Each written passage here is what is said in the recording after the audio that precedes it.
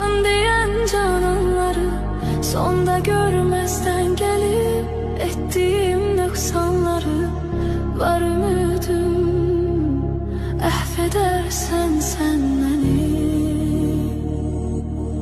Bilmez idim dert verer derdimin dermanları, gün gelir pişman olar nefsinin kurbanları. Dünya taht